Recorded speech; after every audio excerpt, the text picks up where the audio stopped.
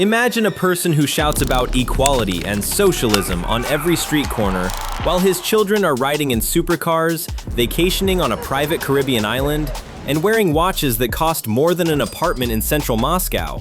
Today you will see the behind-the-scenes, maximally rich version of the life of Nicolás Maduro.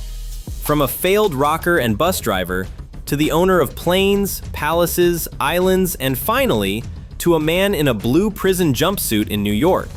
And here's a little challenge for you in the style of Mr. Beast. Try to watch this story to the end and honestly ask yourself, would you really want to live such a life, knowing how it all ends? Welcome to the channel for the richest. Luxury life.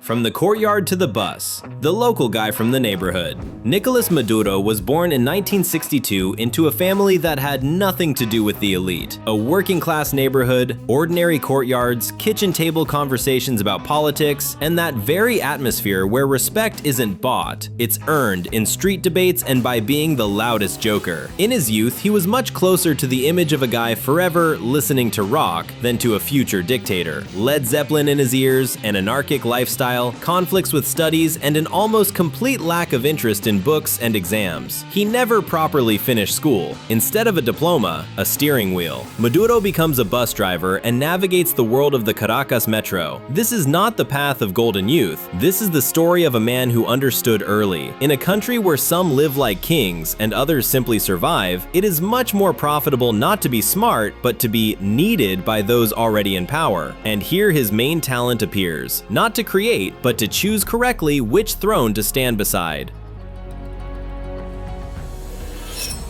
Cuban school of power, not an orator, but a detail of the mechanism. Maduro did not become a lawyer, economist, or professor. Instead, he chooses a political training school in Cuba. This is not a university with debates, but a factory for producing people of the system. Discipline, a rigid vertical, total loyalty, and the ability to be a cog without which the mechanism suddenly stops turning. The Cuban school makes him not a bright tribune, but an apparatchik, a person who understands how everything works behind the scenes.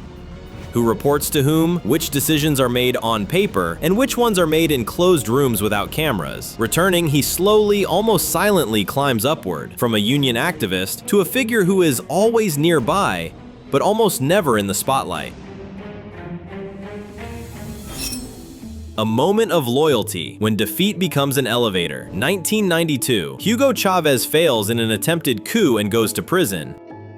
Most of those around him at this moment take a step back. Maduro does the opposite. He takes to the streets, demands Chavez's release, visits him in prison, takes part in those very rallies that will later enter history as the moment a cult was born. In politics, such things are not forgotten. When you are nearby, not in a moment of triumph, but on a day of defeat, your loyalty is valued 10 times more. From this moment, Maduro becomes one of us in Chavez's inner circle. Nearby, another key figure, Celia Flores, first an ally, then a wife and a separate political player.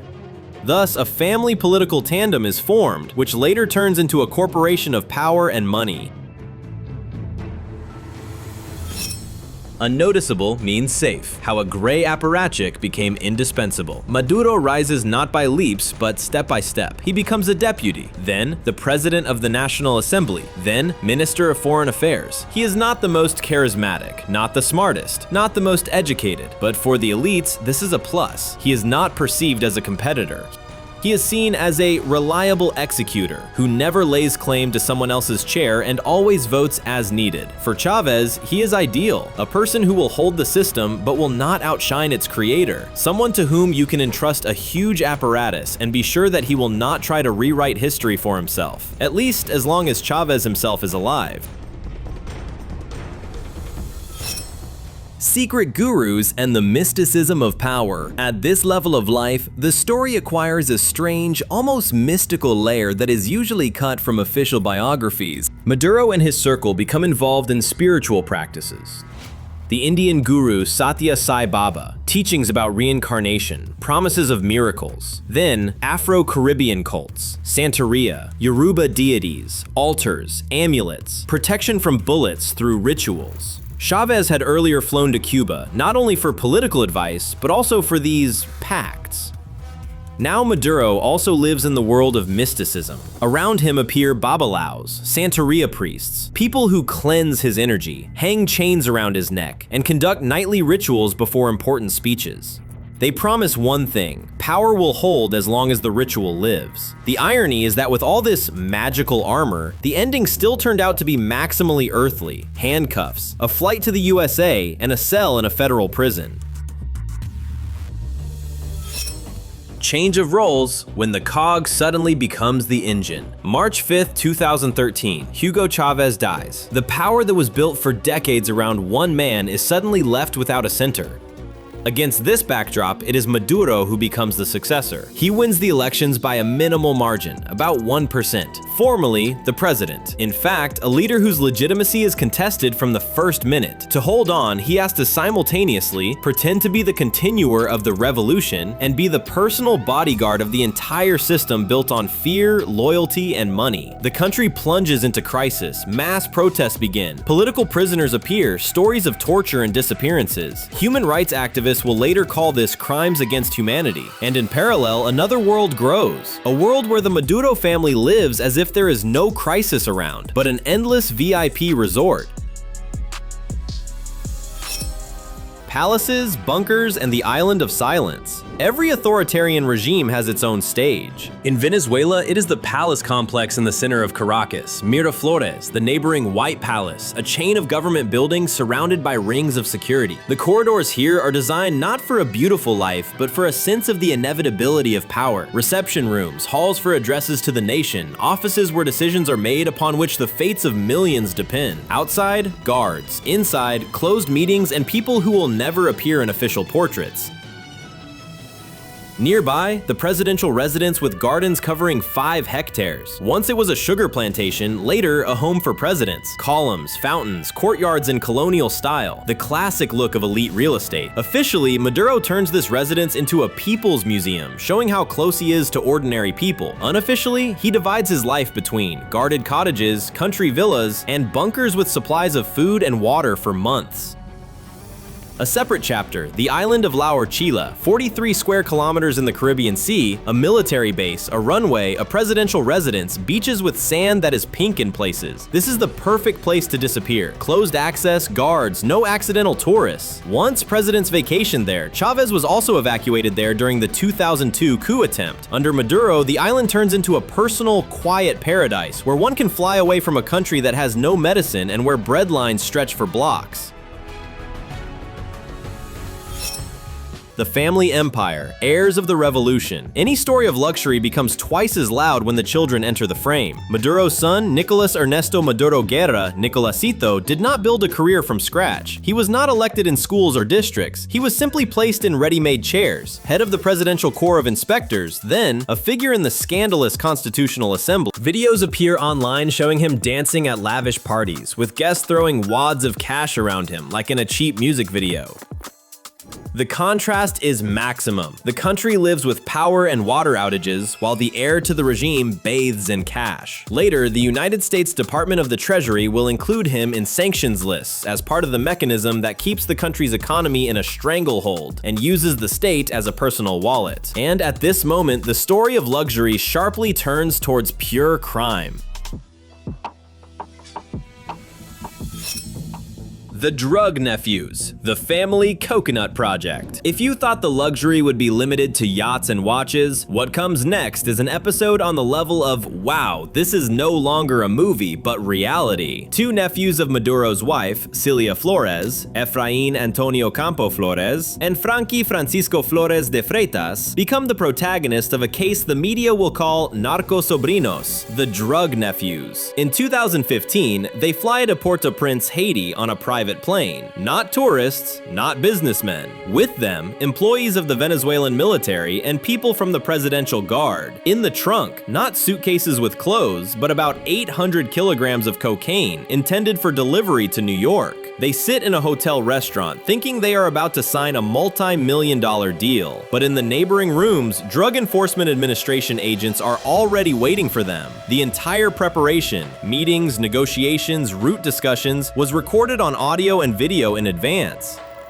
On these recordings, according to the US prosecutors, the nephews explain why they need so much money to help the family maintain power in Venezuela. Imagine the scale of cynicism. Drug trafficking is used not only for personal enrichment, but also as a tool to hold on to the regime. A few minutes later, special services enter the restaurant. An operation begins. The nephews are arrested and taken to the United States. In 2016, a jury in New York finds them guilty, and in 2017, each receives 18 years in prison for conspiracy to import cocaine into the United States. This story explodes the information field. The family of a man who denounces imperialism and curses the West is caught trying to sell almost a ton of cocaine to that very West to strengthen their own power at home. The cartel of the sons. When a state is turned into a mafia, against this backdrop, even darker accusations appear. In 2020, the United States Department of Justice officially charges Maduro and a group of his high-ranking officials with narco-terrorism, corruption, and drug trafficking. The documents state that they collaborated with the FARC and used cocaine as a weapon to literally flood the United States with substances. The indictment features a term you've probably heard, the cartel of the sons. This is what they call a network of military, officials, and security forces accused of turning state routes, borders, ports, airfields, into smuggling highways. Imagine the level of access: presidential hangars, military planes, border guards who do not stop cargo, but on the contrary, guard it. This is no longer a classic cartel hiding somewhere in the mountains. This is a cartel built directly into the state. Watches that cost like an apartment and a love for the West he hated. While official propaganda talked about modesty and the fight against the bourgeoisie, Maduro's wrists were regularly spotted with luxury class watches. Collections featuring models like the Rolex Day-Date, presidential Rolexes adorned with stones, and other brands whose prices start at tens of thousands of dollars and easily go sky high. Against the backdrop of food and medicine shortages, these shots looked like a slap in the face. A man who criticizes the United States and imperialism wears on his wrist what Wall Street top managers dream of. His family spends millions in Gucci, Louis Vuitton, Cartier, and other boutiques, behind whose windows stand the very bourgeois he publicly fights. The plane that became evidence. At some point, business class was no longer enough for Maduro. He needed his own plane, not a charter, not a rental, but a personal machine that takes off at his first wish. Such a symbol became the Falcon 900 business jet, a white corporate aircraft arranged through a network of shell companies to circumvent sanctions and hide the true owner. According to US authorities, it was with this bird that Maduro and his entourage traveled internationally, from allies to secret meetings where politics very easily mixes with personal interests. And the end of this plane turned out to be symbolic. It was seized and confiscated, turning from a dictator's toy into material evidence in a criminal case. The asset seizure machine. When the world starts counting other people's money. After the United States brought narco-terrorism charges against Maduro, the hunt began not only for people, but also for assets. Banks, villas, cash, jewelry, private planes. Everything that could be linked to the regime's money began to be searched for, frozen, and turned into a long list. US authorities announced the seizure of assets linked to corruption and drug trafficking. Switzerland, the world center of quiet money, also freezes accounts and property that can be tied to Maduro's circle. What yesterday seemed securely hidden in offshore accounts and under others' names suddenly becomes part of the charges. And here, the main rule of a dictator's luxury becomes visible. You can build yourself shelters for years, buy islands, collect watches and planes, but as soon as the game ends, all these toys turn into a list of addresses, houses, accounts, and tail numbers that are read out in court. The country in lines, the elite on yachts. While the Maduro family vacationed on yachts in Miami, rode in Lamborghinis and Ferraris, and shopped for brands in elite stores, inside Venezuela, the largest economic collapse in the continent's modern history was occurring. Years of hyperinflation, devaluation of salaries, pharmacies without medicine, lines for flour and rice. Millions of Venezuelans leave the country on foot, through jungles and borders, risking their lives for simple things: security, work, the ability to feed their children. And here, the luxury life story becomes the darkest. The luxury of one family is paid for not just by others' taxes, but by others' immigration, others' hunger, others' lost lives. Record price on a head. When a person becomes a bounty, over time, Maduro ceases to be perceived simply as an authoritarian leader. The United States charges him with narco-terrorism and offers a reward for information leading to his capture. We are talking about tens of millions of dollars. Essentially, the price of a private island or a collection of hypercars, only placed on one man's head. At this moment, he becomes not only a president, but also a prize being hunted. The operation that looks like a movie, but it's not a film. January 3rd, 2026, everything ends as it usually does for those who believed for too long that they could do anything. The United States launches a large-scale military operation. Strikes on military facilities, cyber attacks, special forces, paratroopers. Dozens of planes rise over Venezuela, and in the residence where Maduro and Cilia Flores are hiding, soldiers appear for whom this is not a political dispute, but a specific task: to arrest and extract. Maduro's path turns out to be almost symbolic. First, presidential palaces, then a military ship, then a plane not as a VIP, but as a prisoner, and finally a prison in New York, where he is looked at not as a leader of the revolution, but as a defendant in a narco-terrorism case. Luxury after luxury, the final that isn't in advertising brochures.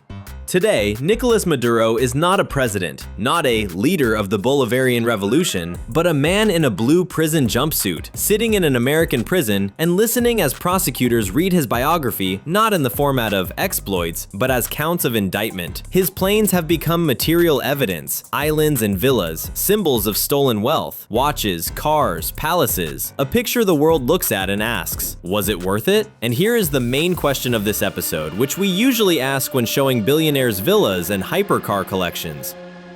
Would you want to live like this? Yes, he had. Private jets and a caravan of armored SUVs, a presidential island, and a whole belt of residences. Watch collections costing like apartments in the centers of major capitals. Children and nephews living like heirs of an oil clan. But the finale, a solitary cell, a trial where you are called not comrade president, but the accused, and millions of people who remember not your socialism, but years of hunger, lines, and emigration.